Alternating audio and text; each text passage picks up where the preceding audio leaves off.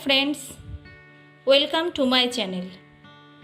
आज के आमी तोमादेर चिकेनेर बिरियानी रान्ना करे देखाबो।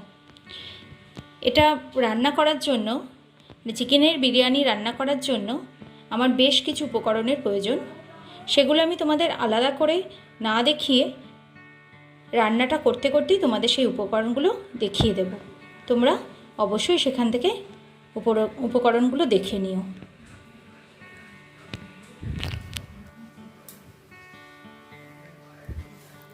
আমি এখানে চিকেন নিয়ে নিয়েছি, বড় বড় বড় পিস নিয়েছি চিকেনের। এখানে 8 পিস চিকেন আছে।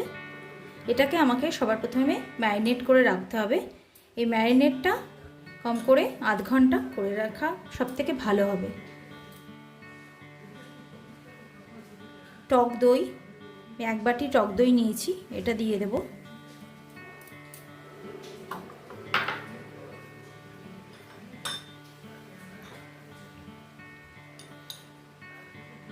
লবণ,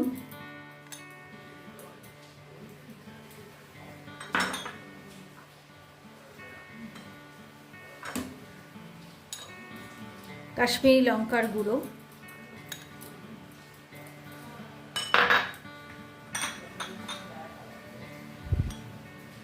ঝাল লঙ্কার গুঁড়ো মানে শুকনো লঙ্কার যেটা আর কি গুঁড়ো হয় সেটাই,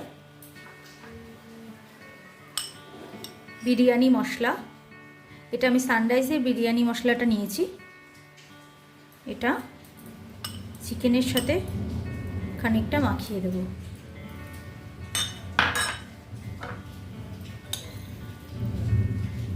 খুব সামান্য চিনি,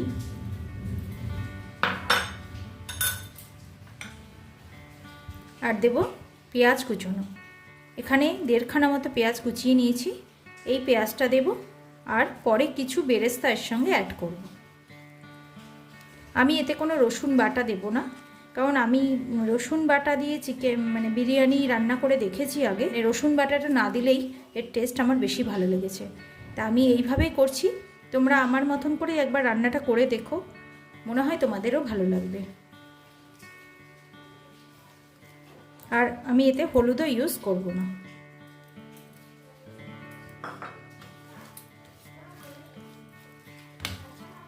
আমি খুব ভালো করে মাখিয়ে নিয়েছি।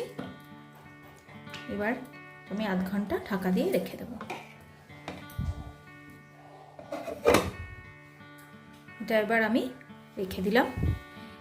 এবার বাকি উপকরণগুলো আমি রেডি করে নেব। দেখো, বাসমতি চাল নিয়েছি, এখানে প্রায় 500 মতো বাসমতি চাল আছে। এটাকে আমি ভিজিয়ে রেখেছি, এটা আধ ঘন্টা ভিজিয়ে রাখবো। আমি এটাতে বিরিয়ানিতে আলু দেব, সেই জন্য অর্ধেক করে আলু কেটে নিয়ে এটাকে আমি সেদ্ধ করে নিয়েছি। এটা যেহেতু নতুন আলু, সেই জন্য এটা খোসাটা কোনো সমেত আমি সেদ্ধ করেছি। প্রেশার কুকারে একটা সিটি দিয়েছি। এবার এই চোকলাটা ছাড়িয়ে আমি আলুটাকে ভেজে নেব। আর বিরিয়ানিতে দেওয়ার জন্য কিছুটা বেরেস্তা তৈরি করব বিরিয়ানির জন্য। সেই বিরিয়ানির বেরেস্তাটাও আমি বানিয়ে নেব। এবার চলো আস্তে আস্তে আমি প্রিপারেশনটা শুরু করে দিই। দেখো, তেলটা খুব ভালো গরম হয়ে গেছে। এটা আমি সর্ষের তেলেই করব। আলুগুলো দিয়ে দেব। আলুগুলো যেহেতু সেদ্ধ করে রাখা আছে সেই জন্য আমি খুব বেশি ভাজবো না।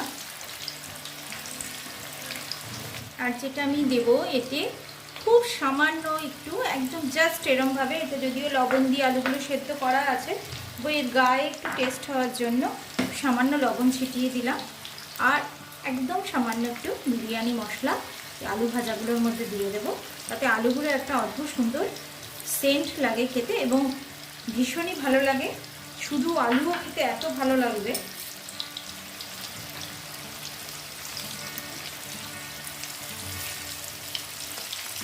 একটা বাড়িয়ে ভেজে নেব, কারণ এতে তো নরম হওয়ার কিছু নেই। আলুগুলো ভালোই সেদ্ধ হয়েছে। আবার একেবারে মানে নরম হয়ে গলে যাবে সেরমও আলু সেদ্ধ করবে না, তাহলে ভেঙে যাবে। দেখো আলুগুলো দেখো এরকম নরম হয়েছে, ভেঙে যায়নি, আবার ভেতরে নরম হয়েছে। ভাজা হয়ে গেছে, এর থেকে আর বেশি ভাজার প্রয়োজন নেই। এতে আমি 1 চামচ মতো ঘি দিয়ে দিলাম,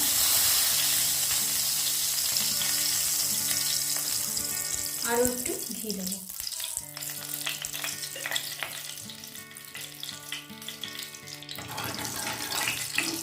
এবার এতে আমি পেঁয়াজগুলো ভাজতে দেবো, যেটা আমি বেরেস্তা তৈরি করব।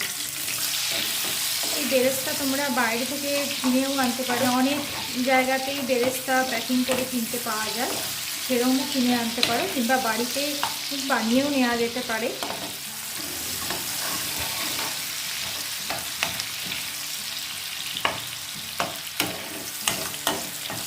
দেখো পেঁয়াজগুলো ব্রাউন হয়ে গেছে, আমার বেরেস্তা তৈরি করা হয়েও গেল।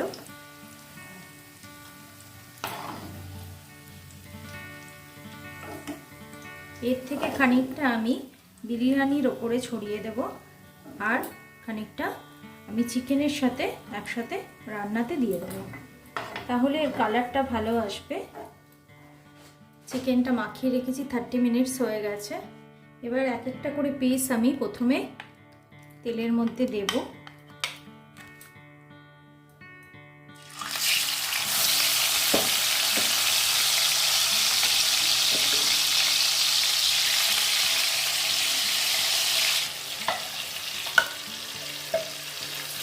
এর মধ্যে আমি সামান্য বেরেস্তা দিয়ে দেব। এটা তোমরা ম্যারিনেট করার সময় যদি আগে বেরেস্তা তৈরি করে রাখো, ম্যারিনেট করার সময় দিয়ে দিতে পারো। আর আমার মনে হচ্ছে আর একটু ঝাল হলে ভালো হবে, সেজন্য আমি ঝাল লঙ্কার গুঁড়ো আর একটুখানি দিয়ে দিচ্ছি। এই ঝাল দেওয়াটা যে যার টেস্ট মতো দেবে, কাঁচা লঙ্কার পেস্টও দেওয়া যেতে পারে।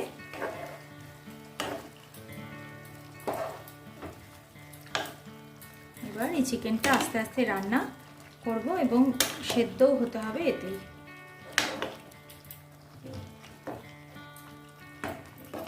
লবণটাও পরে টেস্ট করে দিতে হবে।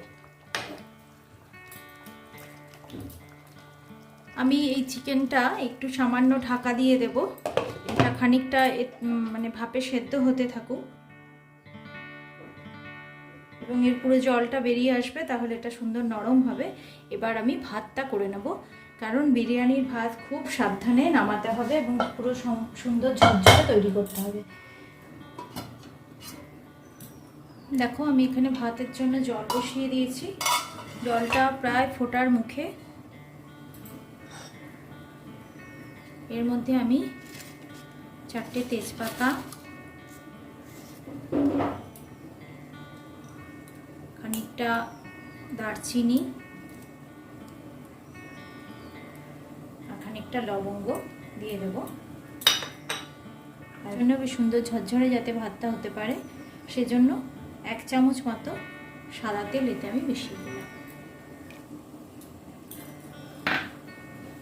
আর খানিকটা লবণ দিয়ে দেব, যাতে ভাতের ভেতরে লবণের টেস্টটা ঢুকে যায়। খুব বেশি দেব না।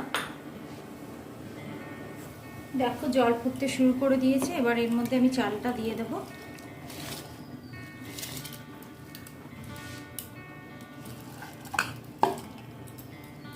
বিরিয়ানির ভাত করার জন্য বাসনটা বেশ অনেকটা বড় নেবে, প্রয়োজনের থেকে একটু বেশিই বড় নেবে, যাতে মানে চালগুলো খুব সুন্দর এখানে ফুটতে পারে।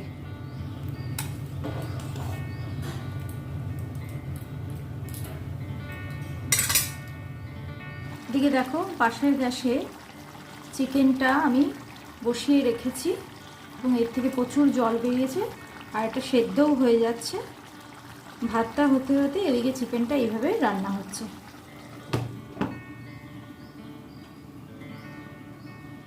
অনেকটা জল বেরিয়েছিল এবং সেটা অনেকটাই শুকিয়েছে বলে গ্যাসটা এবার আমি একটু কমিয়ে দিলাম।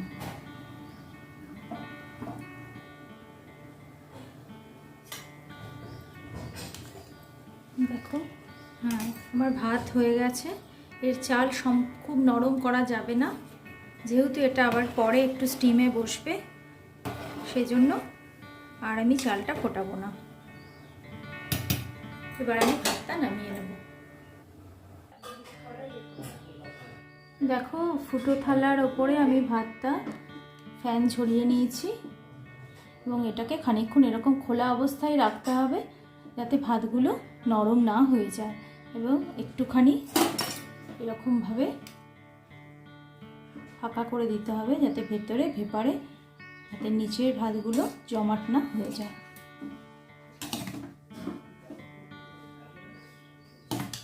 এইভাবে একটু ভেতরটা আমাকে ঠান্ডা করে দিতে হবে। খুব বেশি নাড়া যাবে না, তাহলে ভাতগুলো ভেঙে যাবে। এবার আমাকে পুরো কনসেন্ট্রেশনের সঙ্গে মাংসটা রান্না করে নিতে হবে।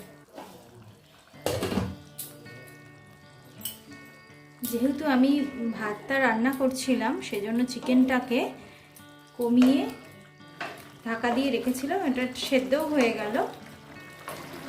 চিকেনের পিসগুলো আসলে বড় আছে বলে তো ঢাকা দিয়ে সেদ্ধ হলে বেশি ভালো হবে।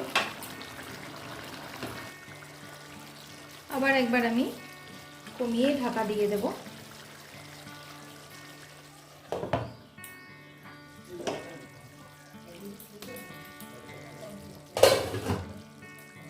এবার এটা ফাইনালি রান্নাটা করে নিতে হবে কষিয়ে।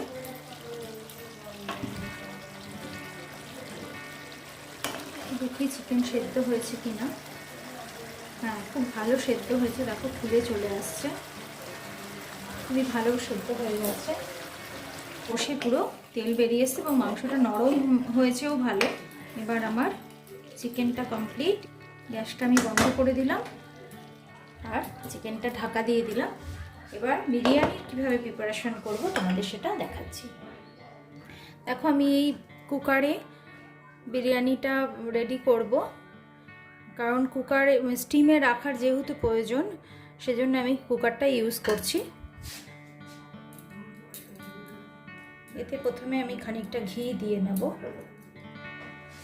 এর মধ্যে ঘিটা আমি একটু ছড়িয়ে দিলাম, যদিও এটা যখন গ্যাসে বসবে তখন এটা গলে যাবে।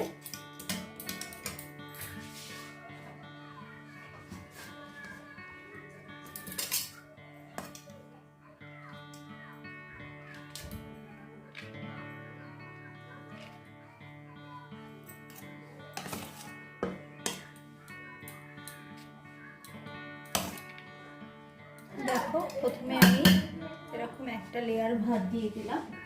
এবার এর ওপরে চিকেনের পিসগুলো দিয়ে দেবো। এরকমভাবে সবকটা পিস আমি সাজিয়ে দেবো।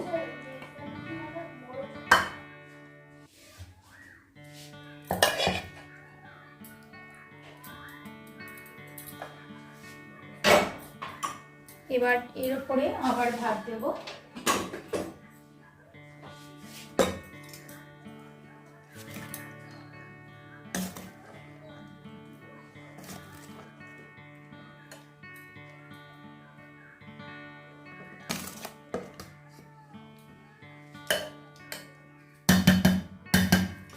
এবার এর উপরে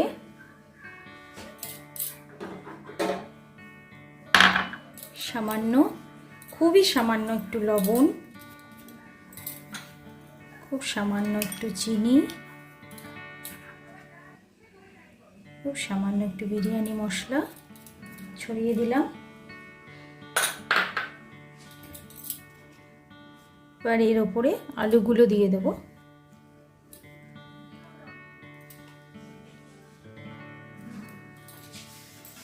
বাকি পুরো ভাতটা আমি এর ওপরে দিয়ে দেব।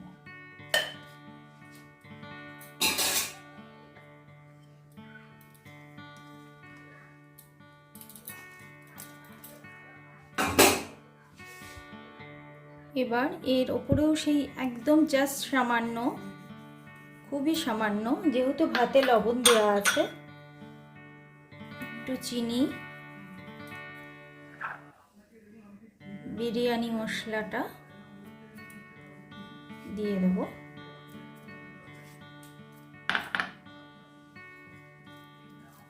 ভেজে রাখা পেঁয়াজটা বা বেরেস্তা যেটাই বলো সেটা ছড়িয়ে দেব।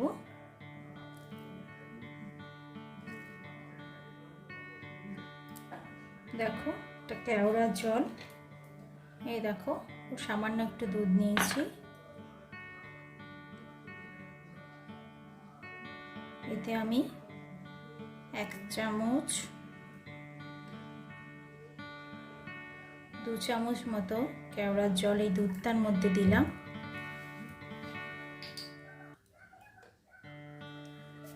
দেখো এটা গোলাপ জলটা 1 চামচ, এটাও আমি প্রায় 2 চামচ মতো দিলাম। আমি কোনো কালার বা জাফরান ইউজ করছি না, আর আতরও আমার খুব একটা ফ্লেভারটা ভালো লাগে না বলে আমি দিই না। তোমরা এগুলো সমস্ত কিছু নিজেদের ইচ্ছা মতো ব্যবহার করতে পারো, আর যদি মনে করো যে একবার না ব্যবহার করে খেয়ে দেখবে তাহলেও সেটা তৈরি করতে পারো। আতর না দিয়ে একবার খেয়ে দেখো কেমন লাগছে।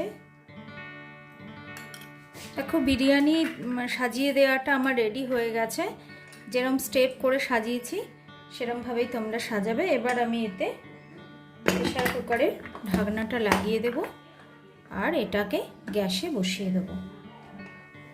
কুকার আমি গ্যাসে বসিয়ে দিয়েছি, একদম গ্যাসটা কমিয়ে আমি মিনিট 10 মতো এটা জ্বালিয়ে রাখবো। এটা যেহেতু পুরো স্টিমে হবে, ভেতরে পুরো প্রেসার কুকারটা পুরো লক করা আছে, ওই জন্য আমি এটা 10 মিনিটের বেশি রাখবো না, 10 মিনিটই রাখবো। মিনিট 10 হয়ে গেছে, আমি এবার গ্যাসটা অফ করে দিই। এবার এটা খানিকক্ষণ এই স্টিমের মধ্যে থাকবে, তারপরে আমি ঢাকনাটা খুলবো। মিনিট 5 মতো একটু স্টিমে থাকলে ভালো হবে, তারপর আমি ঢাকনাটা খুলে তোমাদের দেখাচ্ছি। 5 মিনিট স্টিমে রাখার পর এবার আমি প্রেসার কুকারটা খুলছি। দেখো কীরকম হয়েছে, এটা আমি এবার তুলে দেখব।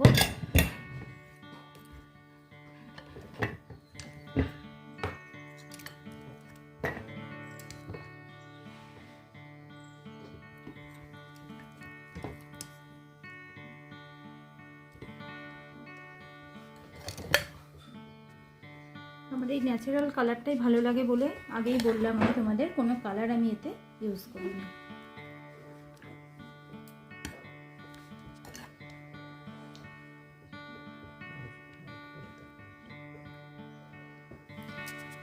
আমার এই বিরিয়ানি রান্নার রেসিপিটা তোমাদের যদি ভালো লাগে আমাকে কমেন্ট বক্সে অবশ্যই জানাবে, এবং আমার চ্যানেলটা লাইক শেয়ার করো।